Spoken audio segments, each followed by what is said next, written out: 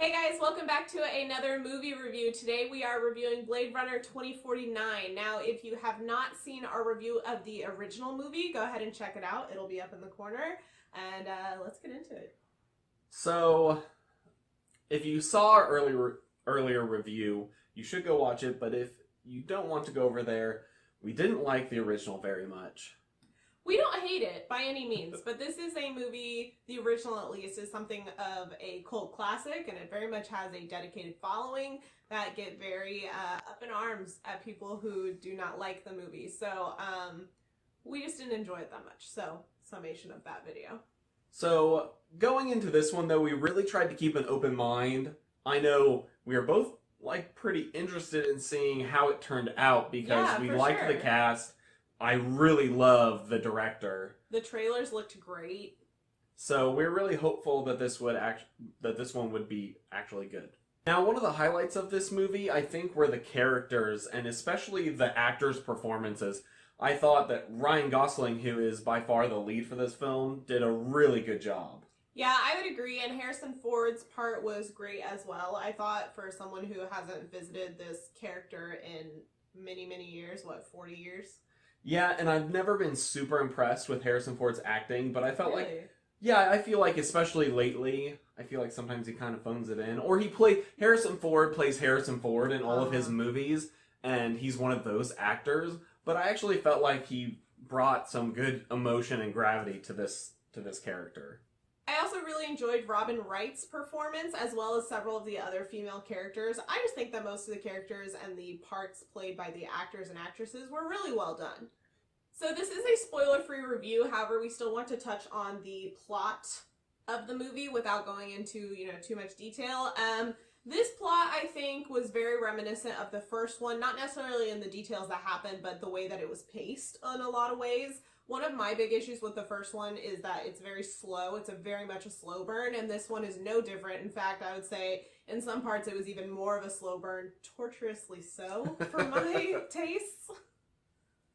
Yeah, I definitely felt like, for one, this movie is long, and there are parts of this movie where, with such a direct plot, it still manages to feel a little aimless. And I know that my biggest complaint is I actually really enjoyed the first two acts, but the final act is where the plot, without getting into spoilers, started to fall apart, and there started to be a lot of holes, and it almost seemed like in their endeavors to avoid becoming a cookie-cutter film, they kind of went a little out there. This film, in our opinion, has a lot of plot holes, and the more we thought about it, the more that started to pop up. So that was concerning. Yeah, I felt like the original Blade Runner, they tried to leave a lot of things ambiguous. And as we talked about it after the film, we were like, whether it was intentionally left ambiguous or unintentionally left ambiguous, from a moviegoer's perspective and how we like to watch movies, it honestly feels lazy. It doesn't really draw me in as much as I go, did they miss something here? That was weird. I was really intrigued by the first act, like Steven said, and somewhat by the second act, but I agree by the third act I was pretty much done for a couple other reasons as well that we'll get into in a minute. But overall, for such a long film with such a winding story that kind of has a pretty direct point, like it's not overly complicated, even though they really try to make it so, it, for us, started to kind of fall apart the further and further you got into it, even though the beginning was really strong. Like, I was like this the whole beginning of the movie. There's one thing you can't deny about this film, and that it is very pretty. I know we might have some differing opinions on this one. Well, I agree. It's a really pretty film. I just think some of it's slightly gratuitous, but that's because I am not a big artsy film person, and I totally understand that those have their place in the film world and that a lot of people do really love those kind of films, but I think, especially after seeing this movie, those kind of films just don't resonate with me. And like we said in our original Blade Runner review, we're not film school graduates. We are not professional film critics. Like, it's just not my vibe, personally. Whereas for me, I really thought it was super pretty to look at. I enjoyed every shot. But it is one of those movies where you could have paused any frame of that movie and printed it out into a poster, and it would have been gorgeous. Which I can understand why, with what seemed like almost a 3-hour runtime, it does start to feel kind of gratuitous. because it's so much for your eyes to absorb every scene. It's Well, almost too pretty constantly. That's also the thing, because these very gorgeously set up shots and colored shots are not just like oh, here's the shot and now we're moving on to a new shot. It's like, here's the shot, and you're just gonna sit in it. We're just gonna stay here, and then we'll move on. And I think that's where I had an issue with it. I really liked the pretty shots, but they were a little too drawn out for my personal taste. And we were talking about this earlier after the movie, that there are other films that do this in a more appeasing way to my personal taste. So something like Mad Max is a very pretty film, but the way it's shot doesn't have those huge, long, drawn out pretty shots. But if they do, it's because the plot's happening within them. Whereas I feel like with Blade Runner 2049, there were some of those pretty shots that had a lot of plot going on, but a lot of times it was just like people standing there or staring for like 20 seconds. I did feel like, cinematography-wise, they never gave you a break. And I think that's kind of a common theme throughout this movie, which, especially with the sound design, which we'll get to in a second. But even with the cinematography, this movie never gives you a break. And maybe that was an intentional design choice. Maybe. It never really lets you sit and feel, which I always have an issue with movies that do that. Yeah, there's no simple sets or shots in this. It always seems very visually striking, which by the end, like we said, leaves you feeling kind of like your eyes get tired from looking at so much and trying to absorb so much detail and rich colors and every movement, hologram, all sorts of stuff. I think by the end of the film, we both end up kind of visually desensitized. I think that's a really good way to put it. Yeah. And along those lines of oversaturating your visual senses, I think that this movie overall just assaulted all your senses in a very big way. And the sound design was one of these. And I know that a lot of people are going to disagree with me or us on this. That's okay. That's all right. The sound design in this is very unique, I think. Very much different from a lot of films I've ever seen. There are a lot of very intense films that have like the strong, like ominous, like reverberating bass music, and it like makes you feel tense for whatever's coming, like, you know, Prometheus does it, you know, lots of other Any Hans Zimmer film. Yes, lots of things do that, but this movie took it to a whole nother level. It was incredibly intense. Like, our entire theater was shaking, like you feel it all the way through your chest. And it's one thing if that were during key moments of the film, but it was during the entire film. Yeah, just random shots of like a car driving by, and you're like, what is happening? What is happening?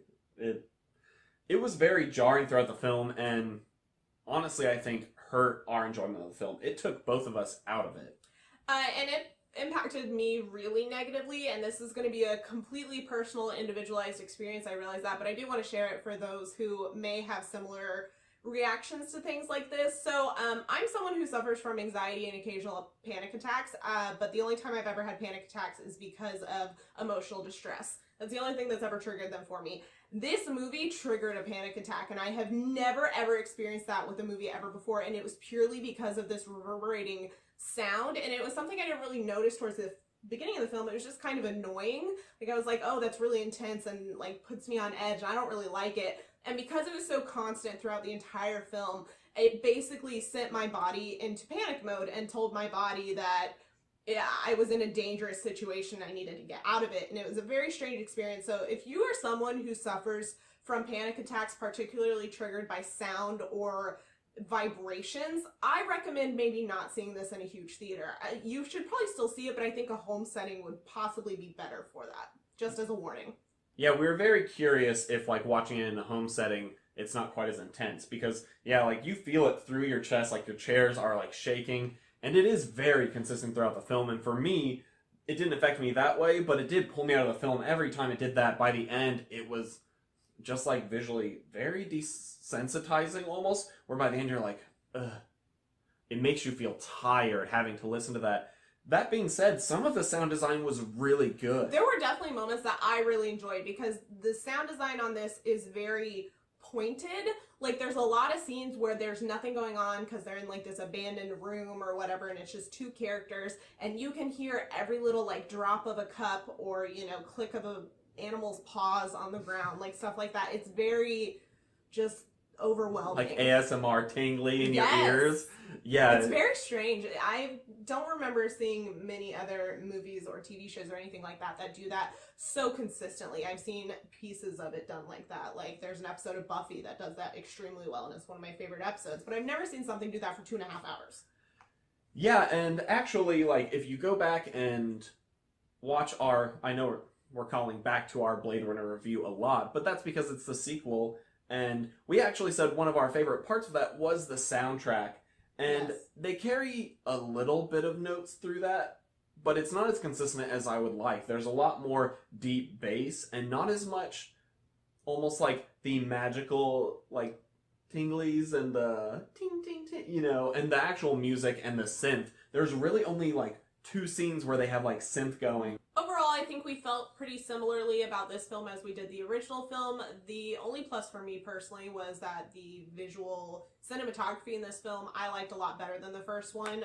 I think just because it's a little more modern and upgraded. But overall, I think that this is a film that we understand many will enjoy and love, and I totally understand where that's coming from and why people would love that. But for us personally, it was really mediocre. I think you liked it a little bit more than I did. Yeah, I liked it more than you did. I would say that, like, I felt like it had a really strong beginning, and that got me invested in it, but it fell a little flat in how it finished out, and that was disappointing to me. And I do have like objective opinions about this, but at the same time, it's really hard for me to enjoy a film that literally sent me into a panic attack. It's just really traumatizing. So that tainted it for me a bit. But as always, we want to know what you guys thought about the film. Let us know down in the comments below. We know that it's gotten a ton of good reviews, and I see a lot of people praising it, but I've seen some people with some other complaints or saying some of the same things we did. Let us know what you guys thought. We always want to know and discuss opinions about movies. If you want to see more of our videos, please subscribe. We put out a lot of stuff, and like this video. It helps us out a lot. And if you want to see some of our other videos, we'll have them linked over here right in the sidebar, and we'll see you on our next video.